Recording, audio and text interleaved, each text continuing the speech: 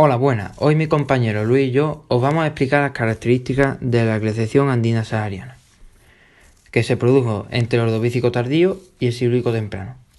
Para empezar voy a explicar el clima anterior. Se estima que el clima en ese tiempo fue cálido tropical. De hecho, en varios lugares había temperaturas muy altas de entre 40 y 50 grados y pocas veces hasta 60 grados. Como podemos ver en la gráfica de temperatura, las temperaturas se mantienen constantes entre los 50 y 40 grados, aunque hay veces que llegan a bajar hasta 32 grados. Debido a la temperatura, las precipitaciones son muy escasas. El clima durante la glaciación. Como en la mayoría de glaciaciones, el clima de este periodo se caracteriza por tener permanentemente temperaturas bajo 0 grados. Sin embargo, en este caso, al ser un continente muy grande, como lo fue Gondwana, se estima que las temperaturas podrían haber alcanzado entre los menos 40 y menos 60 grados bajo cero. Parece solo afectar a lo que entonces era el Polo Sur, es decir, el norte de África y parte de Gondwana y Armórica.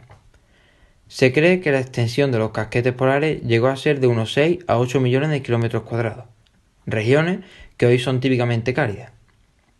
Su existencia es posible cuando la precipitación anual de nieve supera la evaporada en verano, por lo cual la mayoría se encuentra en zonas cercanas a los polos.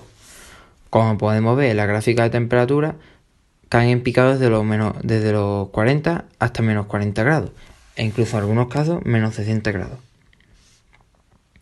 El clima posterior, es decir, del Silúrico. La Tierra entró en una larga fase de cálido invernadero, con mares cálidos y someros que cubrían la mayor parte de las masas de la Tierra ecuatorial. A principios del Silúrico, los glaciares se retiraron de nuevo del Polo Sur, hasta que casi desaparecieron a mediados del Silúrico. El periodo fue testigo de una relativa estabilización del clima de la Tierra. De forma paralela, la concentración de oxígeno en la atmósfera alcanzó un 35%, seguramente su máximo histórico. El calor, la humedad y una atmósfera rica en dióxido de carbono facilitaron el desarrollo evolutivo y la colonización de los continentes por parte de la vegetación. Como podemos ver en la gráfica de temperatura, se va recuperando hasta llegar a unos 30 grados. Ahora voy a explicar la tectónica del Ordovícico y del Silúrico. En el Ordovícico, los niveles marítimos fueron lo más alto que la Tierra haya experimentado. En el Ordovícico existían 4 continentes: Laurentia, Siberia, Báltica y Gondwana. Todo era bastante pequeño, excepto Gondwana, que fue el más grande de todos en ese periodo. Durante el Silúrico, Gondwana continuó con su lenta deriva hacia el sur, pero hay pruebas de que los casquetes polares silúricos fueron menos importantes.